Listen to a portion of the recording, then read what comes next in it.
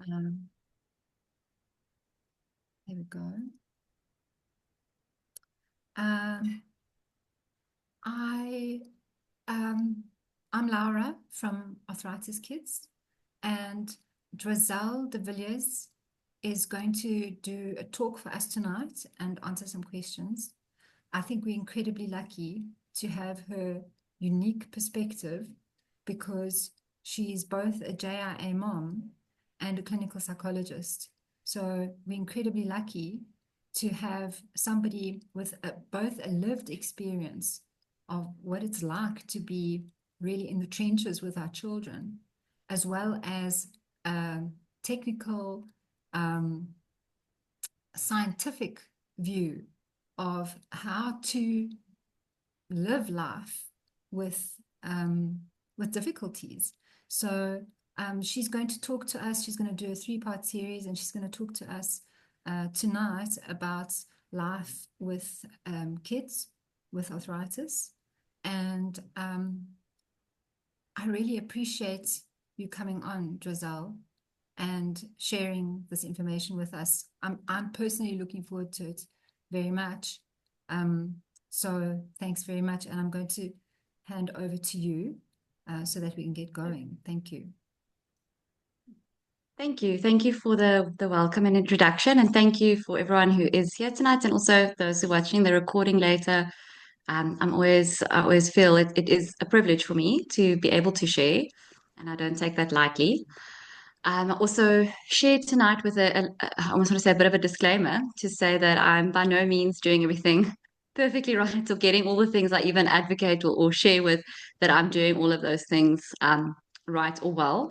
And that's, I think, one of the biggest, if I can almost from the get-go say what is one of what advice would I give people above everything else is to not be so hard on yourself. I think that's a big one because it's a big factor that I think there's so many things and pressures that we often face. So I don't want, I want to be like very open and transparent about that. So part of what I share is also from having done some things wrong or from not managing it or from not getting it right. So sometimes we learn through those ways. And I'm going to be sharing a little bit, some of it from like having some, I want to say from a psychologist point of view or some theory or information. But majority of my approach or my hope through the series is I will say more in terms of what I've learned, sharing what I've learned, how I connect that to my work, but also what are some of the practical things that has helped or hasn't, or and I mean something works one day and not necessarily another day. And the other thing is that I was saying to Lara when we were discussing this as well, some of the things that I'm sharing, each of the points I could take a whole hour to talk about. So one of my challenges I'm going to work really hard on is trying to manage not to go into too much detail on everything. So see it a lot more as a introduction, exposure, or something to go and research more or dive into. Because they're and at different times, different topics or different areas is going to hit home. So at this, it's more giving you that guideline or framework that you might need to still go color in. Because realistically, just in terms of what I'd rather give more information and more things to look at to meet people at different places in their journey, um, than to go into a lot of detail with one. Just in terms of what I think can practically help a lot of families. My heart is also very much in practical support as a psychologist as well. Okay. So, Jocelyn, So may I this is just pause there for 1 second? absolutely. Sorry, could I ask, if Mm. possible, if you can put your screens on, that would be great. It would be nice to just be in the room together. So if you can't put your screens on because you've got kids or you put your pajamas, where it is, that's cool. But it's We'll just sit in nice my to talk pajamas. to a room full of people. And, we are such a small community. So it's just nice to be together and feel a bit less lonely, I think. Sorry, Jozel. Thank you. Thank you. No, no, thank you. Um, okay. So this is just a bit of what I want to touch on today, just to give you some framework. My mind works very much that I like to know where to go and what the goals are in the bigger picture. So that's why I share this. Um, so a little bit about me. Who am I? So I'm Juazel de Villiers. As mentioned, I'm a psychologist. I'm married to Tinus. Put a very flattering photo of my husband over there. He did not see it before I posted it. His personality is of such nature that it would be okay. So that's my husband. He is dad, accountant, peacemaker in the family, very much supporter, the calm presence in the home. I'm the go, go, go, very busy, overload one. Um, I'm also a mom to two beautiful girls that you can also see there, Phoebe and Jocelyn. And I got their permission to share a lot of what I'm sharing as well in terms of their journey. And it's somewhere in the 3-part series. I do touch on that as well, that it's one of the things that I think is quite important, regardless of a child's age, to get their consent in terms of sharing their journey and their story before. And sometimes it's a repeated thing that you do is asking them. So they are aware that I'm sharing some of their story. So Phoebe is now, I said I didn't put her age up, but Phoebe is 6 in grade 1, and she was diagnosed in 2021, ironically, just before World Arthritis Awareness Day. Um, and Jocelyn was diagnosed in October 2023, the week of World Arthritis Awareness Day. So it worked out just both of my kids, that's when they were diagnosed. I am a clinical psychologist and I'm in a private practice in the northern suburbs of Cape Town. I work mainly with understanding neural development, understanding your neurotype and who you are in the world, finding your identity, and working on systemic support within the context of neurodiversity. Yes, I work a lot with families and systems and across the lifespan, children, adolescents, and adults. Okay, so as I say, what is it I'm trying to share? Some perspectives of the new normal, learning to be kind to ourselves, recognizing some of the paths of our journey and how sometimes they're different and sometimes they're the same. Some ideas we can try, understanding and hope. That's if I've achieved those things, then I will feel that we've reached what we wanted to. So that's what I'm hoping to get out of this. Okay. The first topic I want to touch on is grief. And I love this. Grieving doesn't make you imperfect, it makes you human. And I think grief is something that a lot of people are really uncomfortable with. Um, Feeling grief, being around grief, knowing how to grieve. There are some cultures who I think does grieving really well. And you know, they because they really almost embrace it because grief is part of life, unfortunately. And grief is something that we should work through in the sense of not try and suppress it or hide it or rush it or make it look a certain way. Grief is messy and grief is hard. And because it's uncomfortable, a lot of the time we like culture or messages we get even or things people say to try and help us is actually can be quite hurtful because they're uncomfortable with grief. We're uncomfortable with grief, and in general, people are. So it's one of the reasons why I wanted to discuss it. So there's a lot of different models of grieving, and I don't want to spend massive time kind of giving you the technical explanations and definitions and all of that of all the different cycles. But why I do like to have the cycles or introduce them is to remind us that it is a big process going through grief cycles. It's not something that it just happens in a day. Grief cycles also are often drawn in these pictures that look like it's like, okay, I'm going to tick this one, I'm going to do the next one. That's not quite how it works. They're often not really linear. I want to show you the next slide because this is a little bit more of how it's another model of grief. As I said, there's different models of grief, and for some people, it helps to see it and to see the different terms and see the different stages and to relate with it. It's not something that you have to have. It's something that can be helpful. So it's one of those tools I'm putting out there for those who feel that it's helpful. But I love this image because this is so much more accurate. This is what the reality looks like. So grief is not this like linear or the cyclical or this perfect smooth thing.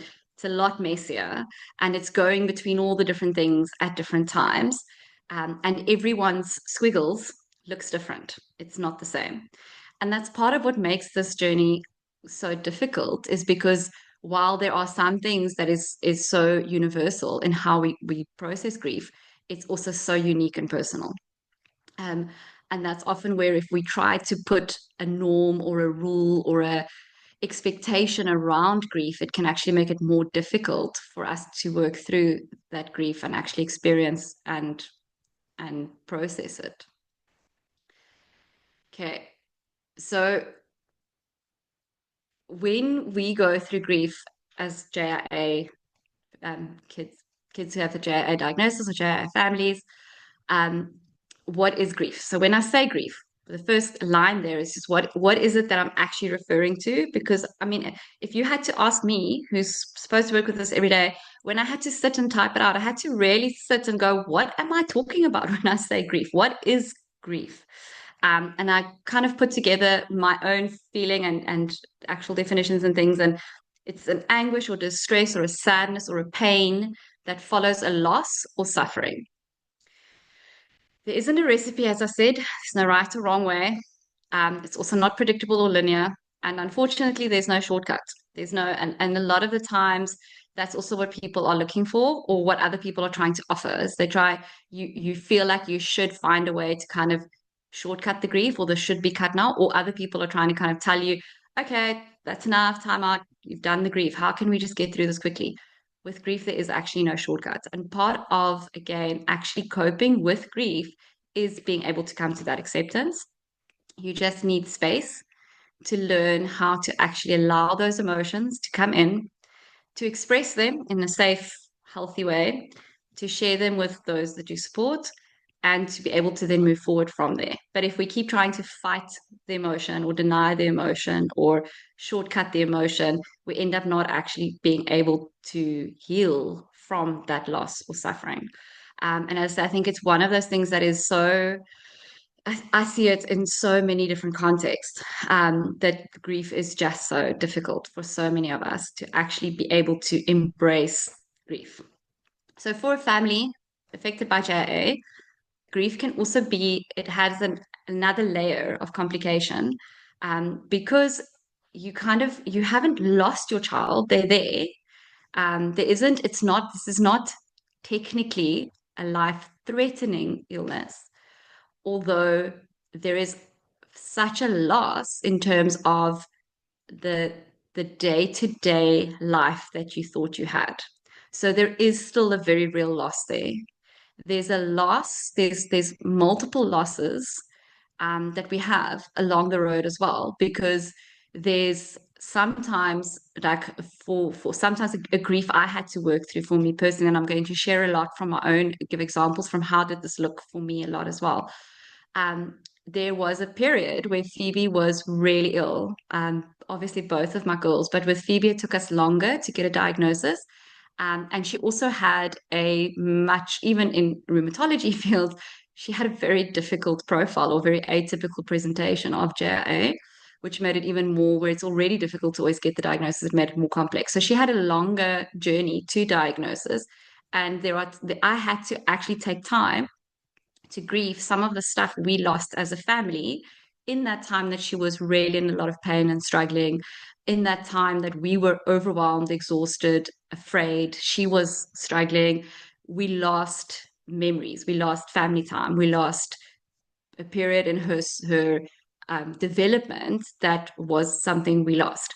And it was something I had to grieve because I wanted my nature is a fixer and I'm much more like problem solving, and we're going to. So it was really great in getting to the diagnosis. Really unhelpful when I had to just accept the diagnosis, because like the amount of times I've still asked our rheumatologist, like, "Are you sure this is JIA?" And my husband's like, how are you still asking this question? Like, yeah, our rheumatologist is absolutely amazing and is very good at talking me through it. But it's coming to acceptance was much harder for me because I am a fixer, and that is one of the other losses or things that I had to actually grieve, is recognizing that it's not something I can just fix. Um, Also, and as I said, as I've shared a little bit there from our journey, another part that makes the grief difficult is because it's the diagnosis that is by exclusion for the most part. Sometimes there are very clear aspects or markers or indicators that can show that this is with high certainty JIA.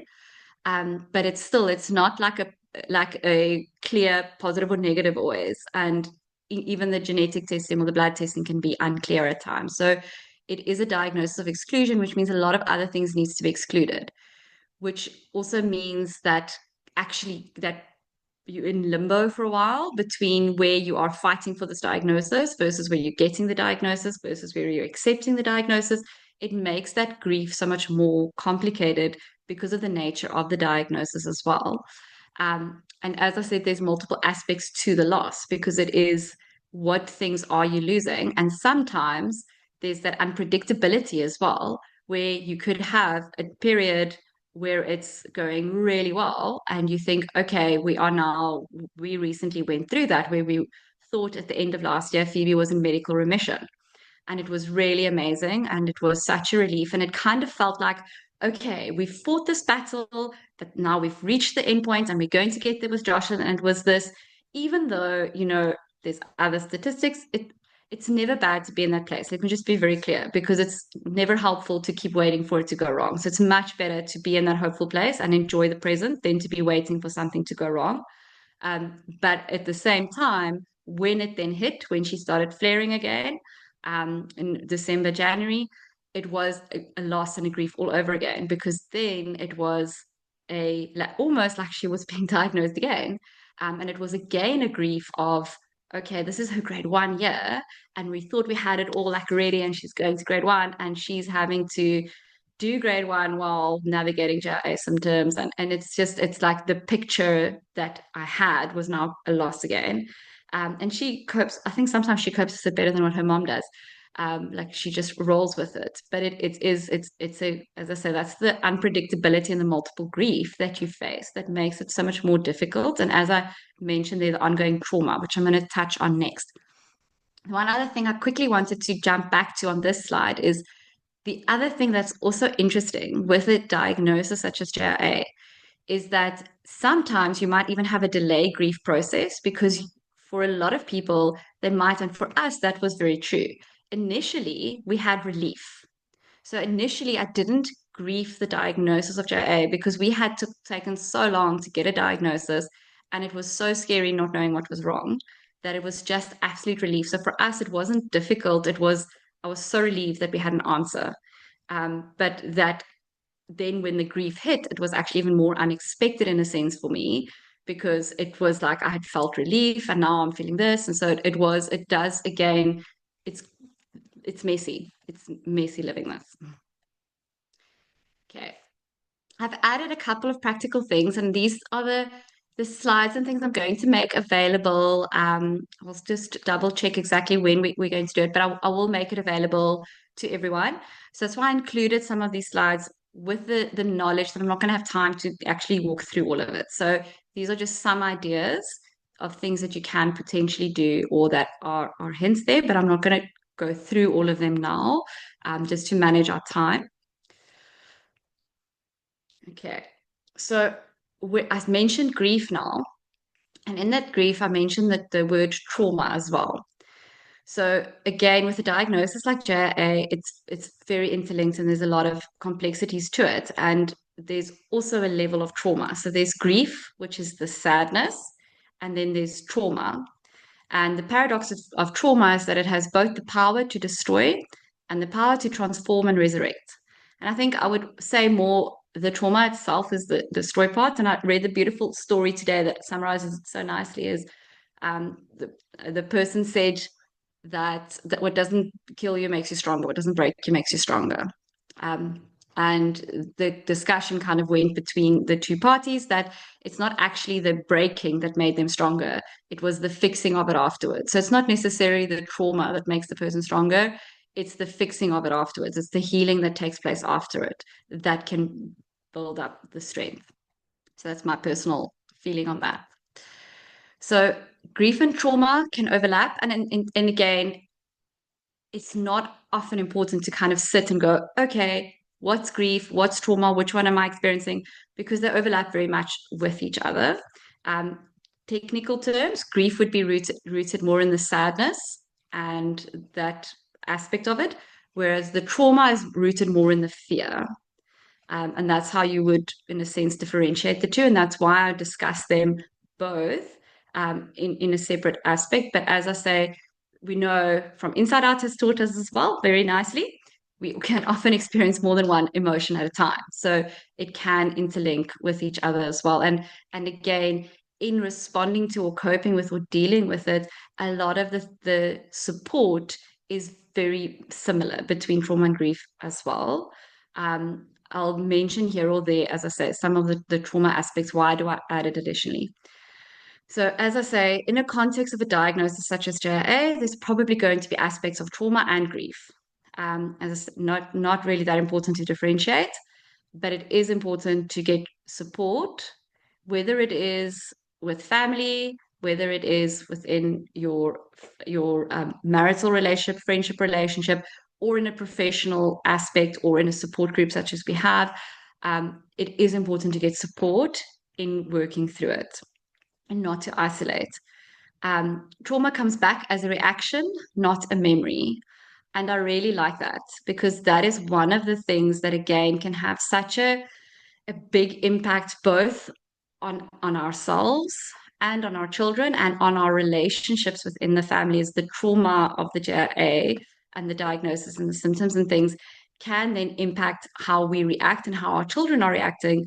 And we end up seeing a reaction and thinking it's a behavior or a problem, but it's actually trauma that we need to work through. So, as with grief, again, people experience it and respond differently. And for those who are in marriages as well, you'll often find, because this is just how life works, and for me, from a faith perspective, God clearly felt he needed to put people together that were really different. You probably will not have the same way of responding to grief and trauma. So you will probably have one person who is very much feeling the emotions, experiencing the emotions very intensely, and another who's completely shutting out from the emotions and just going through, like, I'm just going to do and be action orientated. Sometimes it's a gender related aspect, and sometimes it's personality combination. But that can also make it more difficult because, like, I know for us, for my husband and myself, he goes more into like shutdown mode. So he just kind of goes through the motion, cuts himself off from what he's feeling, and it builds up over a very long time until all of a sudden it's like, oh my word, why am I struggling so much? Because he's just been getting through. Whereas I'm a auditory processor, so I want to talk about it all the time, constantly. So not very like opposite ways of coping with it. So we had to find a balance in our marriage, and he needed to talk about it. He couldn't just shut it away because that's not healthy for him either. And I needed to find other places where I could talk and share that's not just on him, because that also puts a lot of pressure on him, and actually makes it more difficult for him to almost get to have an emotion because I was taking up so much airtime with all of my emotions. And how I process emotion as well is very analytical and cognitive, and go into all this theory and that and this symptom analysis and these logbooks, and he's just like, I just want to actually feel sad for my daughter. I don't want to have to go through all of this that you are analyzing. And I mean, I must say my husband is incredibly supportive of all of my processing, which I'm grateful for, but it wasn't necessarily always the most helpful. But if you don't recognize that, it can also cause a lot of conflict because you can feel like your partner doesn't care, or or if they're not responding the same way as you, it can feel like they're not grieving or that they don't experience the trauma, but it's not necessarily true. People have very different ways of both experiencing it and in showing it and sharing it. And also, our own personal history of trauma in our past can also impact how we respond to new trauma. So, I mean, most of us have had things at some point, whether it's previous losses or previous health, or whether it's our own health journeys. I mean, we know sometimes, parents have also had some autoimmune journeys themselves, or in other areas, it could have been, any other trauma. How we've had previous trauma will also be within our our nervous system, which is our nerves. Our brain is a bunch of nerves, and the nerves goes from our brain into our body, to the nervous system. And sometimes we are storing these memories in our nervous system. Sometimes our brain is building up defenses to protect us from ever feeling that way again. So then when another trauma comes, how we respond to that will also impact how we've handled all the trauma we've had previously, or what we've coped with, or how we've handled it, or how we've processed it, or learned management, or even awareness of it. Sometimes we don't realize that something we experienced was actually traumatic for us. So all of those things is, again, complicates each person's journey on actually recognizing and dealing with the trauma. One of the things that we need to realize, both with grief and with trauma, all of our emotions are information, and they're valid and they're important. The way that we talk about emotions sometimes can also make it difficult, because we talk about positive emotions and negative emotions. And it immediately creates that kind of association of, if you feel this, it's good. If you feel this, it's bad. But actually, the emotions serve a purpose, and fear has a very important role within our survival. Fear tells us this is a danger. You need to change something so that you can be safe. So that's the role of fear. So that trauma occurs because we've had fear for our lives or the lives of a loved one. So, in the strictest sense, that's often where like deep trauma comes from. There has been a significant fear response, which has threatened our survival or the survival of someone else, which is what happens when we go through a health diagnosis such as this, where we don't know. And as I say, even if it's not something that is a terminal diagnosis as such, it's still a chronic diagnosis, and there's still a lot of things along the journey that can be really traumatizing. Um, and it's also an emotional response to the event. It's not logical, it's not rational, it's not in your control. So becoming traumatized or feeling trauma or feeling fear is not a sign of weakness. And again, this is something that I had to say to myself, because it is, I can know all these things, but in the moment, I didn't recognize the trauma for what it was. I didn't recognize the things how I was responding as coming from a place of trauma, because I really felt like I was acting rationally, and I was not. I was responding from trauma. And I'm very, very grateful to Kath. Kath was the person in the moment where I was like, in one of my vent moments, I was talking to her, and she said to me, I want you to stop, and I want you to realize that that is trauma talking. And when she said it, it was like this, oh my goodness, I didn't see it for what it was. I had been so focused on getting help for my child, which is really important, but I didn't recognize how traumatizing getting that help and getting the diagnosis was actually for me. And I had to actually go and also work through that. And again, I mean, when I say work through that, it sometimes gives this idea. And a lot of the ways that we talk about trauma as well is like, it has this idea of, here's the trauma, we work through it in whatever way, whether it is with therapy or whether it is with coping skills or support or however. And now we are in a completely healed place. But again, it doesn't always work exactly like that, because sometimes there are different layers to the trauma. And sometimes we think we healed from it, and then it's re-triggered again, or we re-experience that fear again. And also, it doesn't leave you unchanged. So going through this journey is going to change how you see the world, how you respond as a parent, how you engage with others, how you feel for others. And in some ways it's going to change you for good, because of this work that takes place here. And in some ways there's going to be sensitive spots that you need to manage and recognize and be supportive of. And none of those things are a sign of weakness. None of those things are, you're not doing enough or trying hard enough, or you're not a strong person. In all honesty, the people who struggle to work through or heal or recover in trauma are often the people who are very strong, which sounds ironic, but it's because they don't allow themselves to feel the weakness that you might feel with a sadness or fear, or it can make them feel weak. So they use anger to cover that fear and sadness, but then they don't actually process through their emotion because they often those who are seen as the very strong, very resilient are those who actually push themselves much further and don't then necessarily allow themselves to feel the emotions they need to feel. Because it's when you feel it, then you can work through it. But when you keep trying to cope by not feeling it or being strong or being okay, you're not actually able to get out of that response. Because again, the fear response is survival response. It is so on a neurological level, we have lots of parts to our brain, but I'm going to break it down to three parts of our brain. The back part over here is the survival brain. We sometimes talk about reptile brain. The middle part is the emotional brain, and the front part is the logical, rational part of the brain. Now, little neurodevelopmental side notes in terms of thinking of our kids. Developmentally, the brain matures from the back to the front.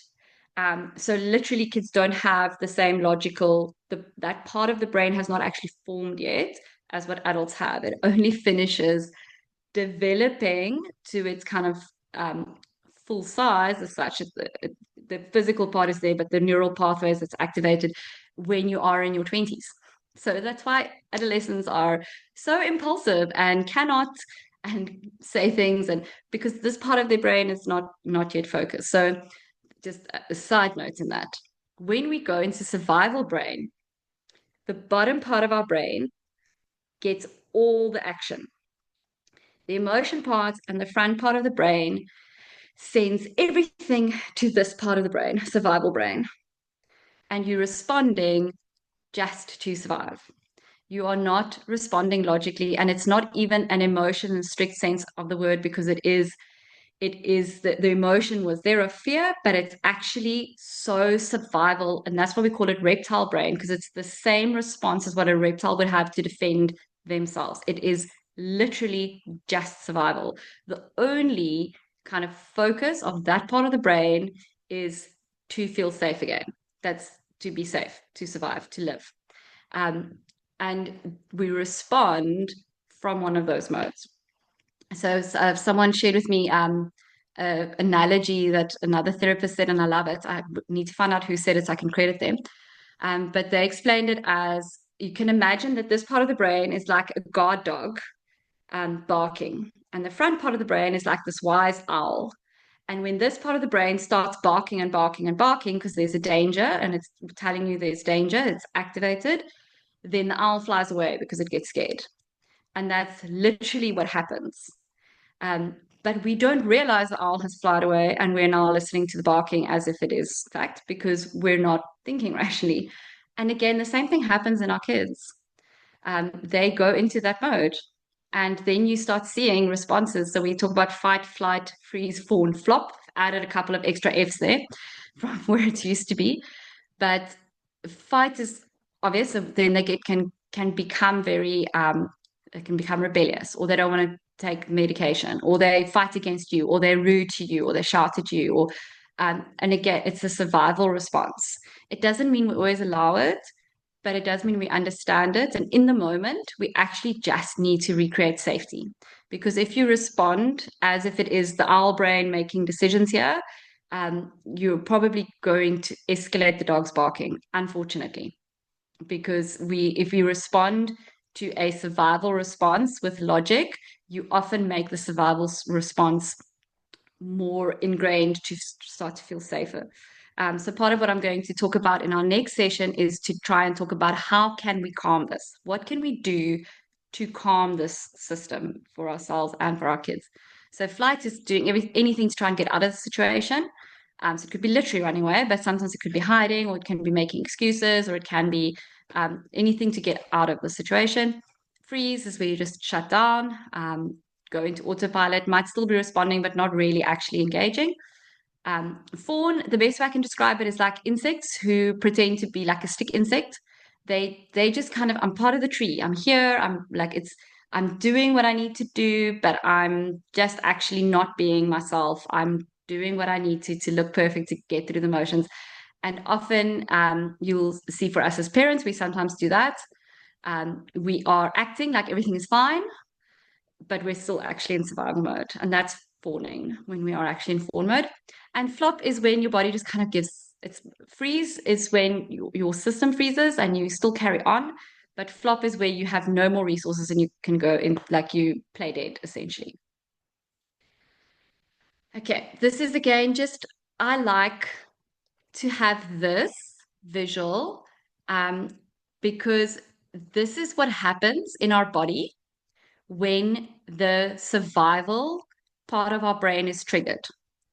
So the survival part of our brain is designed, it is how it functions, is supposed to be there is a threat against your life. Now you're going to do one of those survival strategies like run away or fight or be a stick insect or whatever it is to survive. And then the threat goes away. So it was made for short periods, high intensity. And it's supposed to go threat, go into survival mode, threat goes away, I come out of survival mode. Unfortunately, when where there's something like JIA, it's threat, threat, threat, threat, threat, threat, threat, threat, threat. So you're not actually coming out of that survival mode. So your body starts doing a lot of these things. And again, it's physiological, it's not emotional. It's literally your brain on a physical level doing it, which is again why some of the things that people will sometimes say feels and I'm just going to say it how it is. I sometimes feel like going, that's a really stupid thing to say to me right now. It's just really dumb. I don't. I just really want to. I'll say it to my husband, not about him, but about other people. Like, can you believe this stupid thing? And I know, my heart knows people say it because they're trying to be kind. People say it because of their own feeling of helplessness that they want to help. Um, but it's not something you can think better. It's not something you can think more positively. It's not something you can just feel more, see the good side of this, or be grateful for, or do a gratitude journal and feel better, because it is a physical thing. So it would be like saying to a marathon runner who's just run the two oceans and they feel absolutely exhausted. Oh, I can see you're really exhausted. Just think you've got energy and you're going to feel much better. No one would do that. No one in their right, I'm hoping no one in their right mind would do that. And that's what it's like when we're in survival mode. There's a very, very real physical aspect to this. And we have to recognize that, because when we put supports in place, when we realize we are doing this, not because it's logical, not because we feel like it, but because we are calming the barking dog down or getting that reptile to relax, we're talking to that part of the brain, then we buy into it a little bit more and it's easier to do. So again, I'm going to talk a little bit more about it in session 2, but sometimes just seeing these things and recognizing, oh, this is why my muscles are very sore, or this is why I've been feeling really nauseous, or and this is where it becomes complex for our kids as well, because sometimes they have the very real JIA symptoms. Then they also have the very real survival symptoms. And it becomes really difficult to tease out or to differentiate what is due to the autoimmune attack and what is due to the survival physiology, because they can overlap at times, and what is medication side effects. And that's part of the pressures of the day-to-day life of JIA. Okay, so again, just added a couple of visuals and information. I've touched on a lot of these things already. I just kind of spoke about it there. Um, and then again, what are some of the things just to, and I'm almost going to go over to questions. But what I wanted to highlight is, again, there isn't just one trauma with JO. There's multiple traumas, which is again what makes it really difficult, because there's that initial uncertainty. Then there's all the actual tests. And I mean, I know with Phoebes, the testing was all right. The blood test was a bit horrible because like I learned a lot from her blood tests. Because the very first blood test, I didn't know, like I didn't know what to do. I didn't know what to prepare for. I became a lot more assertive with blood tests. So I will circle around to that one in one of the sessions if someone has questions about it. because I learned I just have to actually be quite bossy and say, this is not going to work for my child. No. But at that point, I didn't have that yet. And I was so uncertain. I was kind of putting my trust in, okay, this professional knows what's best. And with Jocelyn, my kids have this wonderful thing where they have paradoxical responses to medication. So some medications that's supposed to be sedating makes them hyperactive. It's a joy. Some kids have that. So both of my kids have that. So they gave Jocelyn stuff that's supposed to be a sedative. That was like, she's going to be out. She's because I was like, I know with Phoebe it was really hard. I don't want to go through that again. And Joshie was younger when we did the test because we knew earlier. And she fell asleep and woke up. And then it was absolute chaos because then she was on medication that made her feel really weird. She didn't know what was going on or where she was. And then they tried to do x-rays of her hands and she totally freaked out. And I'm trying to get her to be calm, but obviously I'm triggered now. And then they got to a point where they wanted to tape her hands down for the x-ray. And luckily, my mom brain was then just like, no, like this is ridiculous. I'm calling it. And they were got quite cross with me. And I was like, I'm so sorry that you crossed me, but I'm not allowing this. No, I'm done. You're not doing this to my child. So I'm quite grateful that I did. But honestly, I think if I had been at a different point, I might not even have been able to do that because my fear of wanting to help my child is so big that it's like if they tell me this is what you need to help your child, I might have done it. Whereas at that point, because we had gone through it with Phoebe, I was like, you don't need this x-ray to help her. So no, we're not doing that. But as I say, it is, and again, those kinds of things, I know a lot of kids sit with medical trauma, parents sit with medical trauma, and it breaks trust in the people who are supposed to be helping you.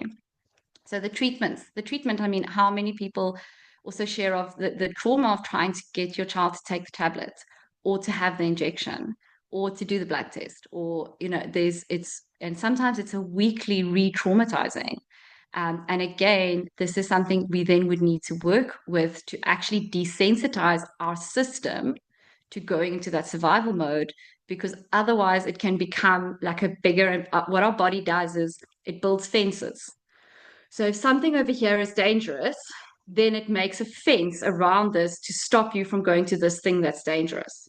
But then this fence starts to feel like it's dangerous. So it builds another fence around that one. And then it starts to feel like that one is dangerous. So it actually, and that's where you start to develop bigger phobias around things like the treatments, because your body is trying to protect you from the initial real danger or discomfort or pain.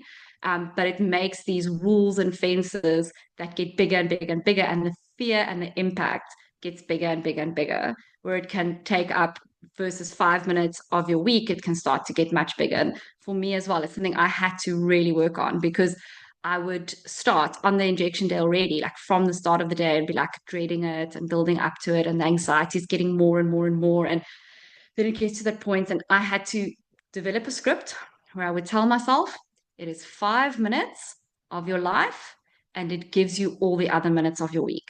It is 5 minutes. You just have to get through 5 minutes. The rest of your week you get to have. So I had to change, and it's not easy. I still sometimes have to, I still weekly tell myself that.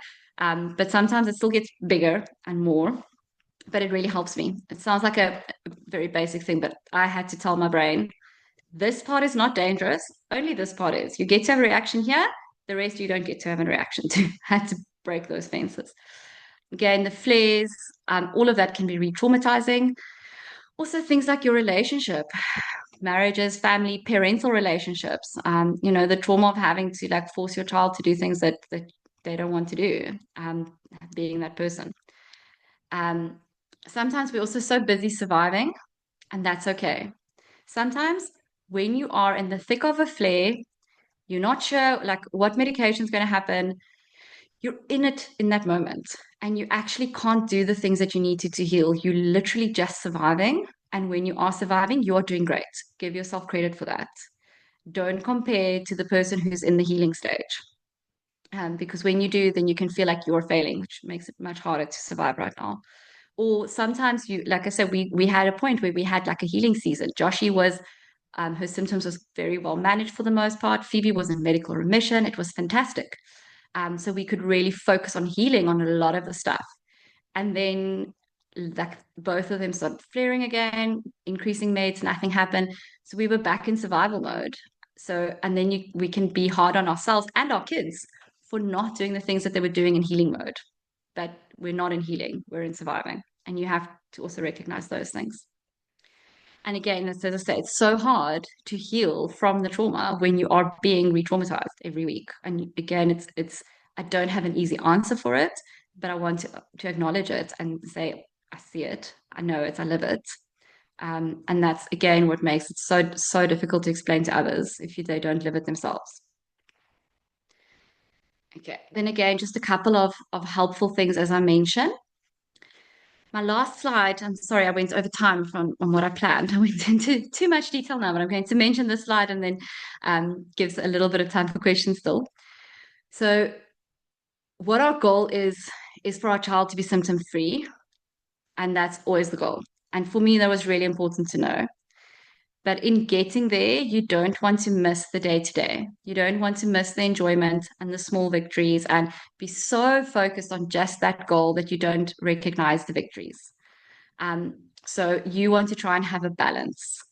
Acknowledge that mental load, acknowledge the things that can feel overwhelming and exhausting, recognize the invisibility of it, because in all of those things, understanding it for yourself and for your partner and for your kids, it can be a really powerful tool.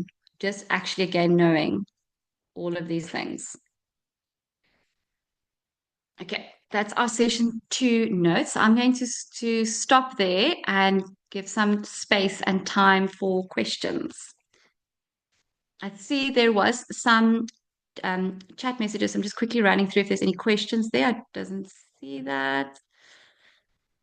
No, there were no questions in the chat. Does anybody have a question for Juazel? I've got lots. Questions, comments.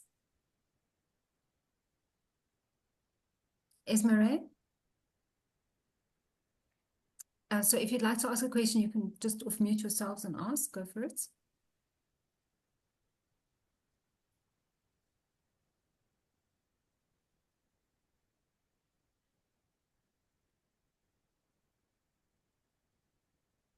Anybody? So Juazel, I found that there was a lot of stuff that really hit home for me in your talk. I think for me, the biggest thing is being able to label that, yes, actually, this is trauma or this has been traumatic.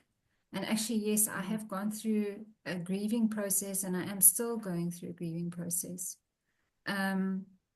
Because I think that we think grief is when somebody dies and then that's what you experience afterwards. But actually, Yeah, it's so much, it can be so much wider. wider than just in inverted commas that. And I think just like having an awareness about, I can put like a name to this that I'm feeling. I'm in survival mode now, or I'm in a phase where we can heal a little bit and we can like bump up my child's baseline, or we can bump up the whole family's kind of sense of well-being, so that when we do go through a flare, we have to go back into survival mode, and our body is having a physiological reaction. Then then we can like draw on those resources from before. I just find I found your talk very useful from just creating an awareness and just reminding myself that this is a thing. It's a thing. It's not Absolutely. just because it's invisible.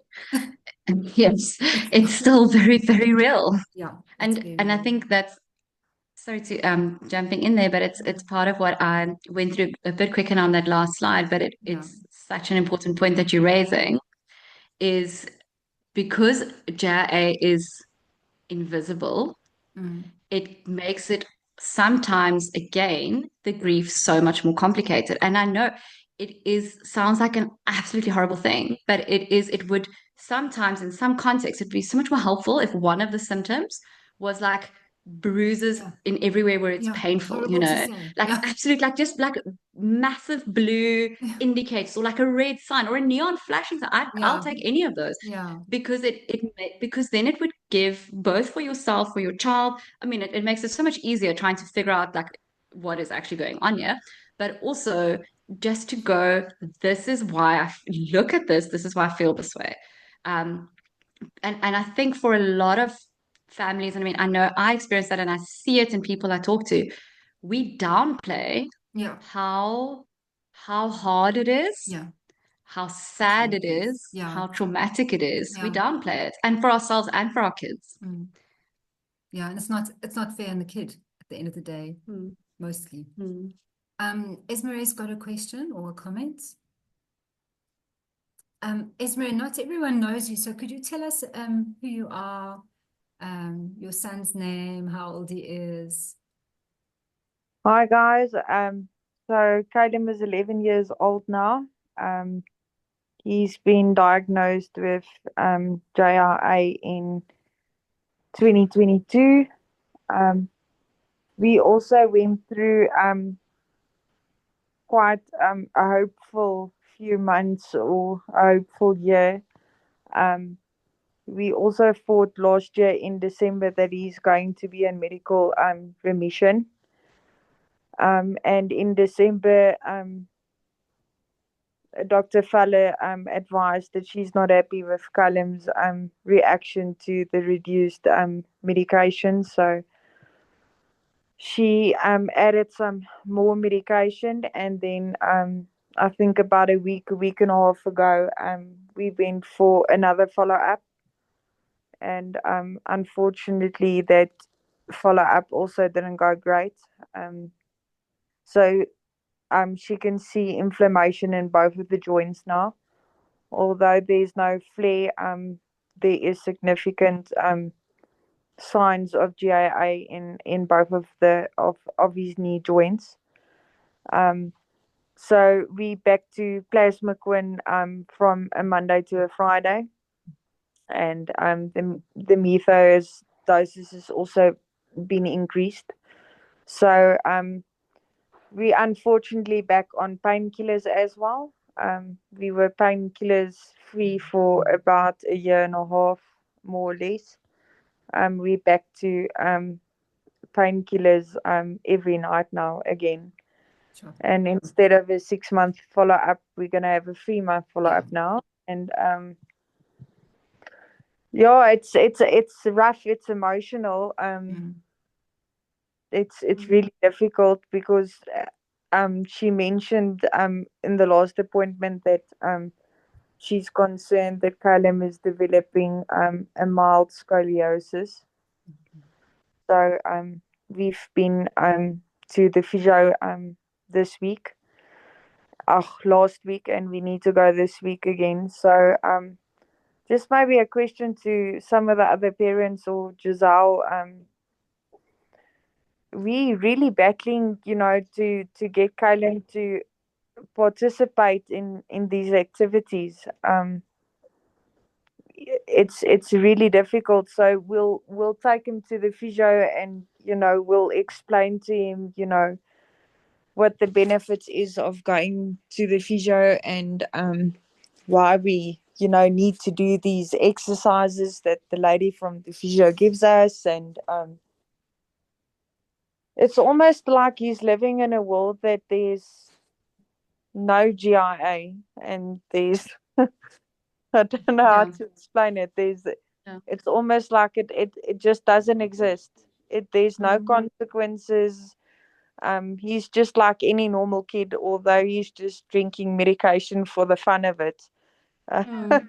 I know it sounds crazy. I'm sure some of the other parents is not sitting in the same boat than us, but he's like really just going through life like Mm. happy go lucky.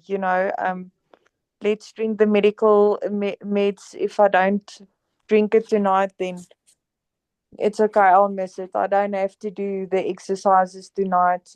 I'll go back next week, and then the physio lady can tell me how unresponsible I am for not participating in the exercises. So I'm just really at a point where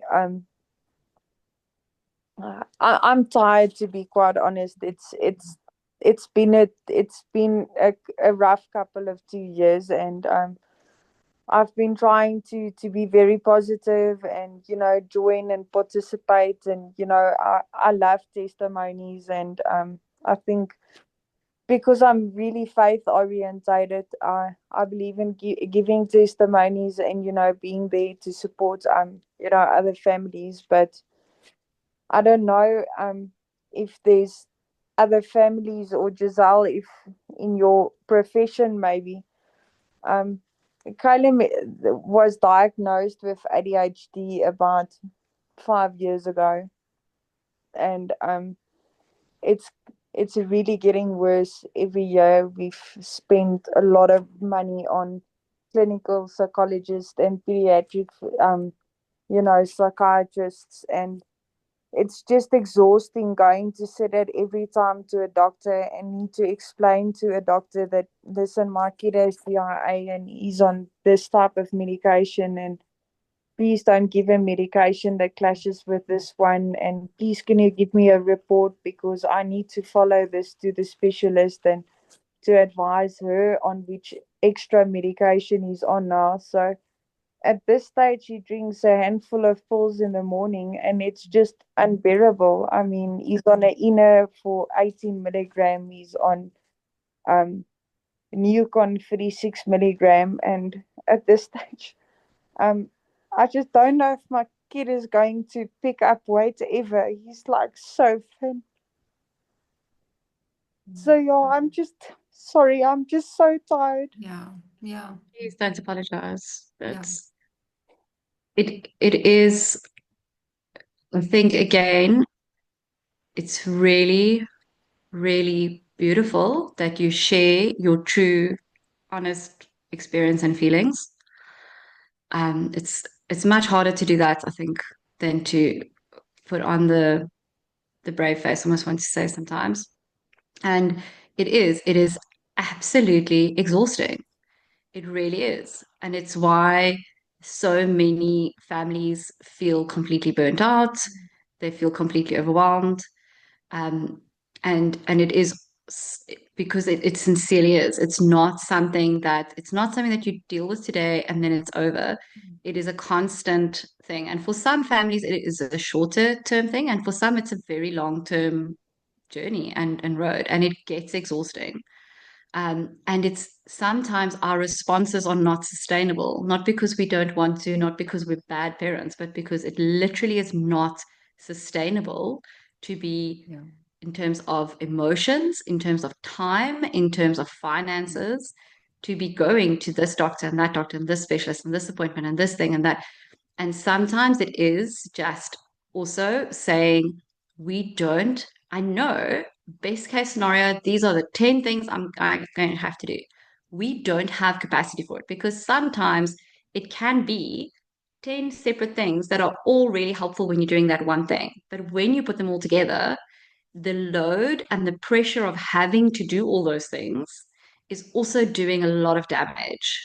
And I think we don't discuss or weigh that up enough always. So it's where I want to say is it's a lot of what I'll talk about in session 2 as well, but it is recognizing that sometimes some things are not ideal, but we compromise on that thing for our overall family well-being because our family also needs to survive this. And as parents, we also need to survive this because we can't reach a point where there's no symptoms, but the cost of getting there was everybody's actual personhood and identity and well-being. And that's a very, very unfair, difficult situation to be in sometimes, to have to make that call to go. So, for example, for us at one point, it was saying, I know Phoebe needs play therapy, physiotherapy, occupational therapy, ophthalmology, medication, but she also needs to be a child. And I cannot have every day spent in a different therapist or doctor's office or doing this exercise or that exercise and let her whole life be planned around that. And I made the executive call to say, we will do one physio a month, one OT a month, one play therapy a month. I know it's not optimal, but I'm getting to everyone. And the rest of the time, I'm going to let her be a child. And that did her a lot of good as well in a different way, which then allowed the time that she was with the physio to actually be used a lot more because I gave her that space. Specifically in what you're saying, though, there's a couple of things that comes up for me. And one of the things is that a lot of we know there is an overlap. We don't know why yet. There is research around this that there is a overlap between autoimmune conditions and neurodevelopmental neurodivergent conditions such as ADHD or autism or developmental coordination. There's an overlap, but we don't know why. We know they're in the same. There's got to be genetic pools and genetic aspects to it as well. And then there's an interaction between that genetic component and the environment, but we're not quite sure how that works.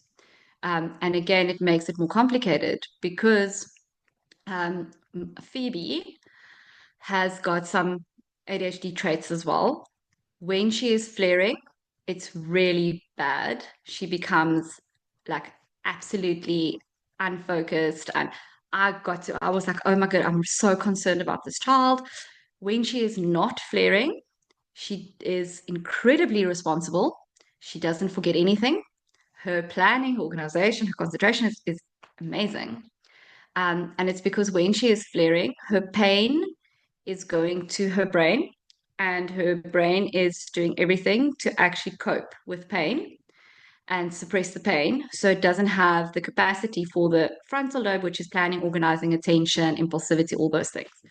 So there's an aspect of that where they are interlinked with each other because the one can exacerbate or worsen the other as well. And it can be for any child, even if there is no ADHD, the same thing can happen because you're going to just cope with that. And again, what a lot of our kids who have JIA and who've had it for a while, their brain doesn't necessarily read pain the same way anymore.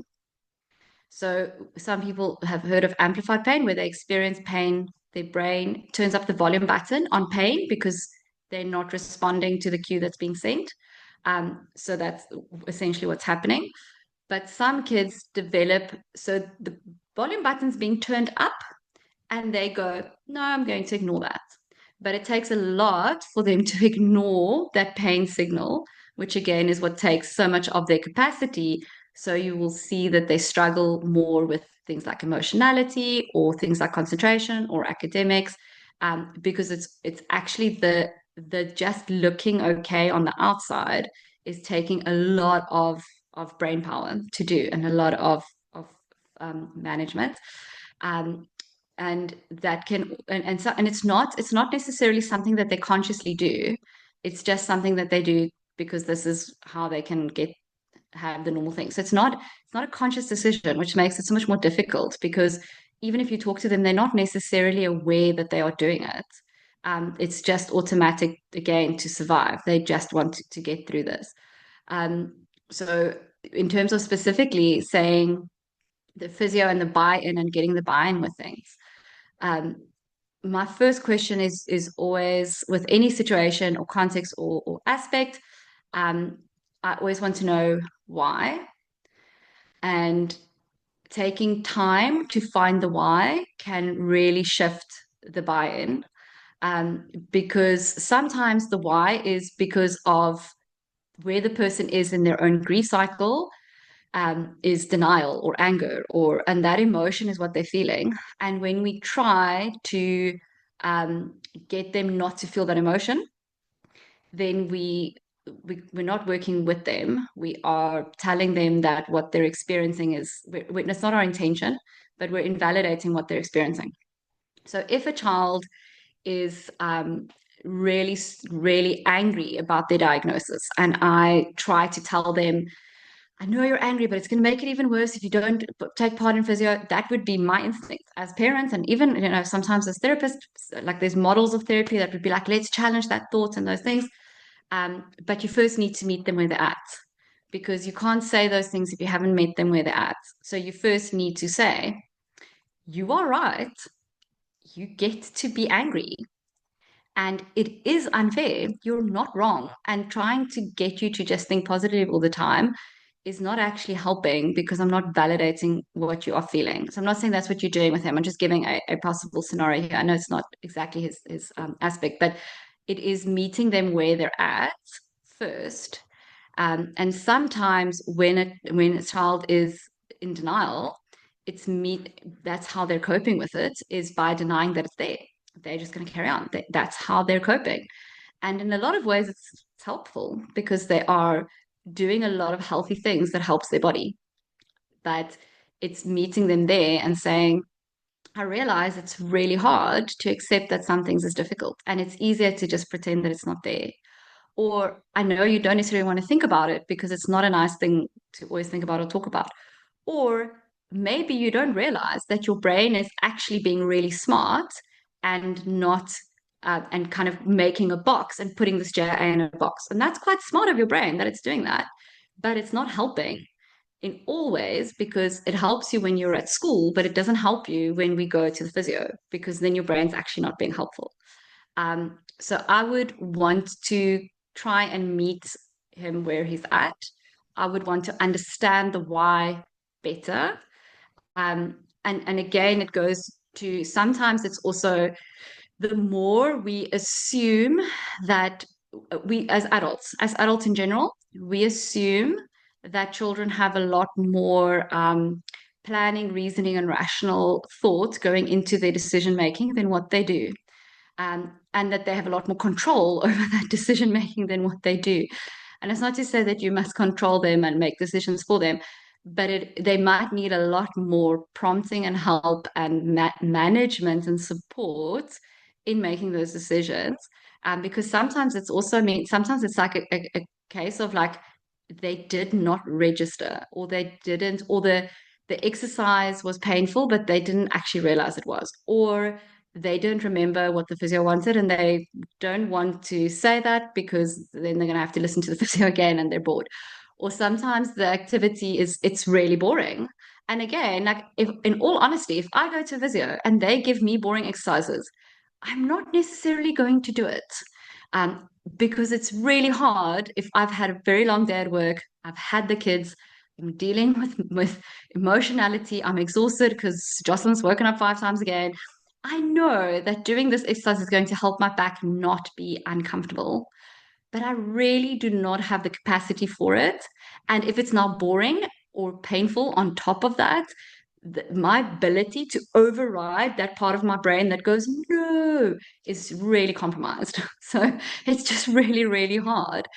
So sometimes it's also like, I have a wonderful relationship with our physio, and actually feeding back to the physio and going, I don't think the current approach is actually working with his personality or where he's at. Have you got any suggestions of how we can change it? And it's not saying you as physio are not doing a good job, but it's not matching my child. It's something I honestly, like, I'm a little bit of a, not a little, I'm definitely a bit of a people pleaser. So it's something I had to massively work on, to be able to say, you know what, I see there's a few people who say they have to go, and I know that we are over time. So if you do need to pop off, thank you so much for coming and joining us. I will still give a few more minutes for those who maybe have another question or wanted to say something. But I know I think we are still recording as well. But thank you for joining us, and you are welcome to leave out or to pop a wave or a goodbye. But yeah, so again, like that aspect of being able to communicate with the support team and saying, realistically, my child doesn't want to go to physio. My child doesn't want to do the physio exercises. I have no capacity to get them to do it. I realize how important this is, but I am exhausted and I actually cannot do this. Do you have any other suggestions of things that we can try or do that's going to get his buy-in a bit easier, or that we can do that is a little bit less intensive? Or are there any alternatives or any creativities, and brainstorming with them? So I would also go to that route. Yeah. Sorry. Play. They're kids. Yes. Yeah. Yeah. I mean, like, for us, it was also like, at one point it was putting Danny Go on to get some of the physical things for, and having a gym bounce, like one of those Pilates balls, and trying to do how much can we do on the Pilates balls. And just finding ways to hack the boring part of it.